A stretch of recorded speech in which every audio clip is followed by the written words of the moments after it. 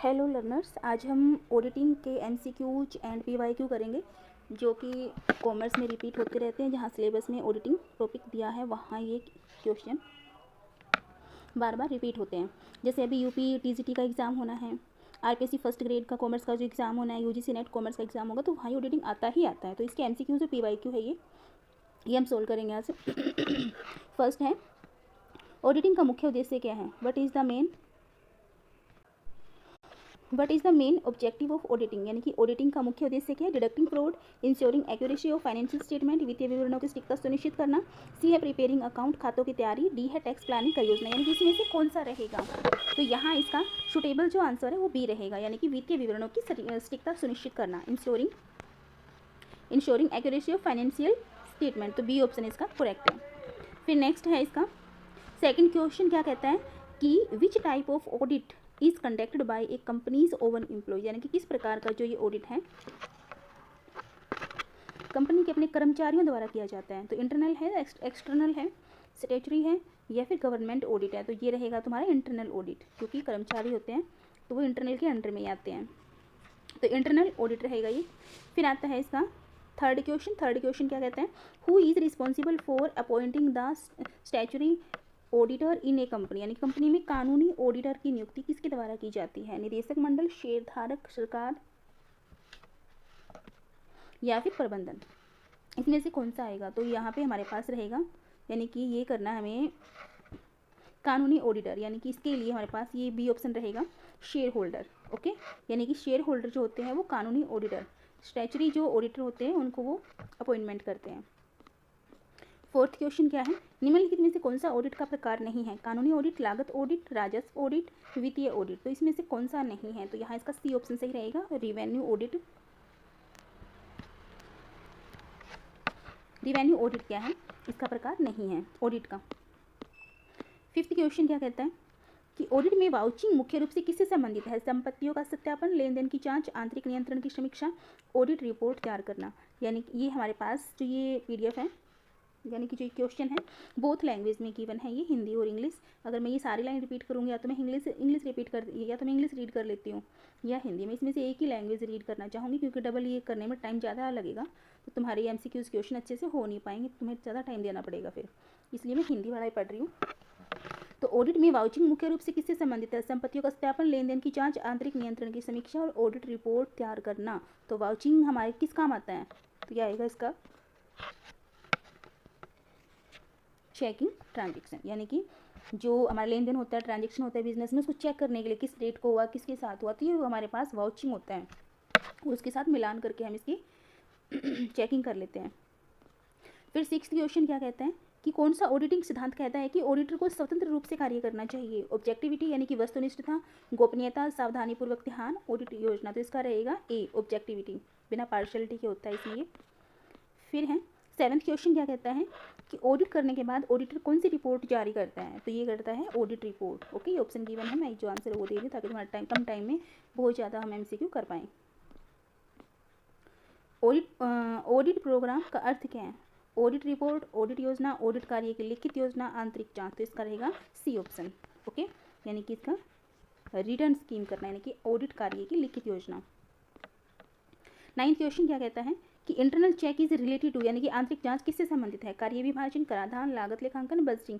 यानी कि जो अंदर का जो हमें इंटरनल चेक करवाते हैं वो किस लिए करवाते हैं? डिवीजन ऑफ वर्क के लिए। ठीक है, तो ये कार्य विभाजन के लिए हम इंटरनल चेक करवाते हैं। 10th क्वेश्चन क्या कहते हैं कि वेरिफिकेशन में, जहाँ वेरिफिकेशन आ जाए ना वहाँ एसेट्स से रिलेटिव होता है, ये ध्यान रखना हमेशा। तो यहाँ एसेट्स वाला हमारे पास कौन सा ऑप्शन है? वाउचर की जांच, संपत्तियों के स्वामित्व मूल्य की जांच, नगद पुस्तक की जांच। तो इसका सी ऑप्शन रहेगा, एसेट्स वाला ही। ओके, वेरिफिकेशन हमेशा एसेट्स पे ही होता है। फिर है 11th में क्या दे रखा है कि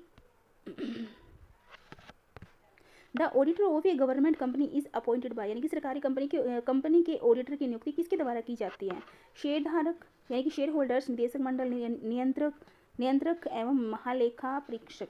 ठीक है, कैग जिसको बोलते हैं। तो इसका सी ऑप्शन रहेगा, ये रहेगा नियंत्रक एवं महालेखा परीक्षक, controller and auditor general. 12th question क्या कहता है? विच of the following is a tool of auditing? निम्नलिखित में से कौन ऑडिटिंग का उपकरण है? वाउचिंग, पोस्टिंग, जर्नल प्रविष्टि, खाता संतुलन यानी कि लेजर बैलेंसिंग। तो यहाँ ऑडिटिंग का उपकरण कौन सा रहेगा, तो ये हमारे पास वाउचिंग, क्योंकि इसी से ऑडिटिंग की जाती है ना, देखा जाता है किसके साथ किस टाइम में कैसे ट्रांजेक्शन हुआ है, तो वाउचिंग इसमें हेल्प करता है। 13 क्वेश्चन क्या कहता है, 13 क्वेश्चन कहता है an auditor is appointed for, auditor की नियुक्ति किस लिए की जाती है, खाता बनाने रखने हेतु, त्रुटि एवं धोखाधड़ी का पता लगाने हेतु यानी कि deducting error and frauds, preparing trial balance तैयार करने हेतु, मैनेजिंग फाइनेंस यानी कि वित्त प्रबंधन हेतु। तो यहाँ रहेगा इसका बी ऑप्शन। ये काफ़ी पता लग रहा है, ऑडिट का मतलब होता है चेक करना खातों को। और ये फिर है हमारा 14 क्वेश्चन क्या कहते हैं, which audit is compulsory under law, यानी कि कौन सा ऑडिट कानून द्वारा अनिवार्य है, internal audit, continuous audit, statutory audit, interim audit, यानी कि कानून द्वारा जो कंपल्सरी है वो कौन सा ऑडिट है, वो हमारे नाम से पता लग रहा है, ये है वैधानिक ऑडिट। ठीक है, स्टैट्यूटरी ऑडिट होता है वो हमारा कानून की नज़र में कंपल्सरी है। रूटीन चेकिंग इंक्लूड्स, क्या इंक्लूड करता है, costing, posting, balancing, all of this. तो इसका डी ऑप्शन होना चाहिए, all of this. Next 17 question क्या कहते हैं, टेस्ट चेकिंग मीन्स, यानी कि जो हम टेस्ट चेक करते हैं, यानी कि टेस्ट चेकिंग का अर्थ क्या है, सभी लेन देन की जांच करना, चयनित लेन देन की जांच करना। टेस्ट चेकिंग का मतलब क्या हुआ, चयनित, एक सेकेंड, चयनित लेन देन की जांच, यानी कि चेकिंग सिलेक्टेड ट्रांजेक्शन। ओके, तो इसका बी ऑप्शन सही रहेगा। 18th क्वेश्चन क्या कहता है कि विच of the following is an advantage of internal audit, निम्नलिखित में से कौन आंतरिक ऑडिट का लाभ है, बेहतर आंतरिक नियंत्रण, धोखाधड़ी में वृद्धि, ये हो गया, तो यानी कि इसका ए ऑप्शन सही रहेगा। 19 क्या है, the audit report is signed by, audit report पर हस्ताक्षर कौन करता है, तो ऑडिटर ही करता है। Which error is disclosed by trial balance, trial balance द्वारा कौन सी त्रुटि ज्ञात की जाती है ये कंपनसेटिंग तो होगी नहीं, error of principle, error of omission, ये तो ओमिशन तो हम भूल ही गए। प्रिंसिपल में हमारे पास दो खाते, मतलब रिवेन्यू का हो गया, कैपिटल यानी कि हमारे पास यहाँ पे खाते में इंटरचेंज कर देते हैं अकाउंट्स, और प्रतिपूरक यानी कि जहाँ पे 100 डेबिट में करना तो 100 क्रेडिट में कर दिया, यानी कि कहने का मतलब क्या हुआ कि हमें एक पक्षीय त्रुटि का पता चलता है इससे। सी ऑप्शन सही रहेगा इसका। 21 क्वेश्चन क्या कहता है, the primary objective of an independent audit is to, स्वतंत्र ऑडिट का मुख्य उद्देश्य क्या है, तो सभी धोखाधड़ी का पता लगाना, वित्तीय विवरणों पर मत व्यक्त करना, अंतिम खाते तैयार करना, ये तो नहीं होगा, प्रबंधन को नीति निर्माण में सहायता देना, ये भी नहीं होगा, तो ये रहेगा इसका बी ऑप्शन, वित्तीय विवरणों पर अपने मत व्यक्त, ओपिनियन बताना, एक्सप्रेस करना। ओके, 22 क्वेश्चन क्या कहता है,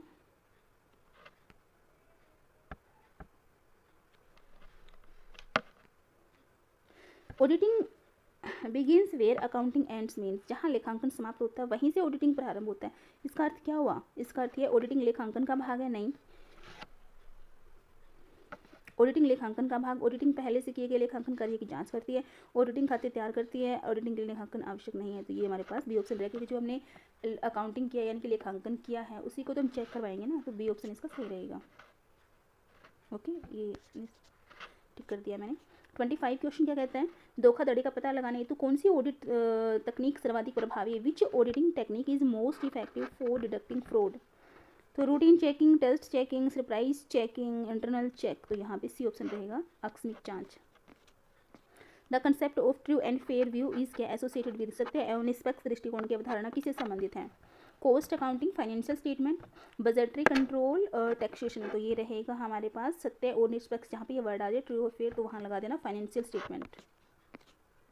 27 क्वेश्चन क्या कहता है, निम्नलिखित में से कौन ऑडिट की अंतर्निहित सीमा नहीं है, यानी कि विच of the following is not an inherent limitation of audit, use of sampling, dependence on management, representation, प्रबंधन के कथनों पर निर्भरता, टाइम एंड कॉस्ट कॉन्स्टेंट, समय और लागत सीमाएं, ऑडिटर की पूर्ण गारंटी। तो यहाँ पे ये कह रहा है कि निम्नलिखित में से कौन ऑडिट की अंतर्निहित सीमा नहीं है। नमूना परीक्षण इसमें भी हो सकता है, इसमें भी हो सकता है, ये भी हो सकता है, बट ऑडिटर की पूर्ण गारंटी दे, ये बी और डी में डाउट है, इसका डी ऑप्शन रहेगा, ऑडिटर की पूर्ण गारंटी, यानी कि वो नहीं देते अच्छे से, इसकी गारंटी भी उसके अंतर्निहित ये सीमा नहीं है।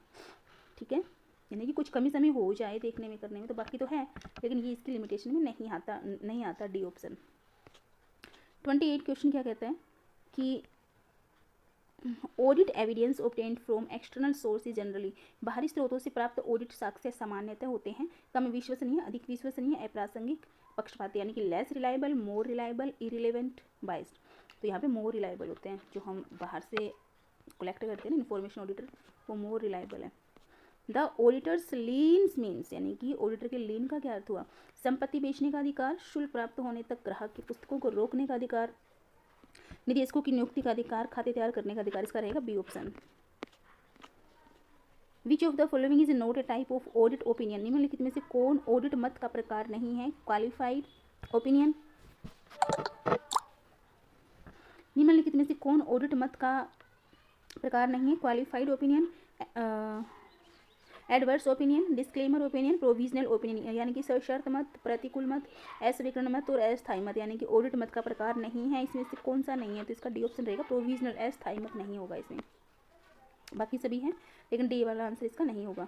कॉन्टिन्यूस आंसर तो डी होगा, बट डी इसका ऑप्शन नहीं होगा। कहने का मतलब ऑप्शन का क्या हुआ कि इसका प्रकार नहीं है ऑडिट का। ओके, 31 क्या कहते हैं? Continuous audit is most suitable for, ये होता है लार्ज ऑर्गेनाइजेशन होता है ना, उसके लिए ज़रूरी होता है ये। और ये वाला क्वेश्चन इंपॉर्टेंट है। The main purpose of vouching is, vouching का मुख्य उद्देश्य क्या है? Verify assets, authenticate transactions. ठीक है, इनसे पता लग गया, तो बी ऑप्शन इसका सही रहेगा, ट्रांजेक्शन को प्रमाणित करने के लिए। 33 क्वेश्चन क्या कहता है कि which section of the companies act deal with appointment of auditors, company अधिनियम की कौन सी धारा ऑडिटर की नियुक्ति से संबंधित है? तो 139 होती है, इसकी याद रखना है। 35 क्वेश्चन क्या कहते हैं? 35 क्वेश्चन क्या है? An adverse audit report is issued when, प्रतिकूल ऑडिट रिपोर्ट कब जारी की जाती है? ऑडिटर असंतुष्ट हो, वित्तीय विवरण सत्य और निष्पक्ष हो, गलतियां महत्वपूर्ण व्यापक हो, ऑडिटर साक्ष्य प्राप्त न कर सके। तो इसका रहेगा सी ऑप्शन, यानी कि क्या है? गलतियां महत्वपूर्ण एवं व्यापक हो, तभी वो क्या करेगा? प्रतिकूल रिपोर्ट जारी करता है। 35 क्वेश्चन क्या कहते हैं? Audit working paper are prepared by, audit कार्य पत्र किसके द्वारा तैयार किए जाते हैं? Accountant, management, auditor, shareholders. तो किसके द्वारा तैयार किए जाते हैं ये वर्किंग पेपर? तो ये तैयार किया जाता है ऑडिटर के द्वारा। तो ये हमारे 35 क्वेश्चन थे। आई होप यहाँ तक समझ में आया होगा।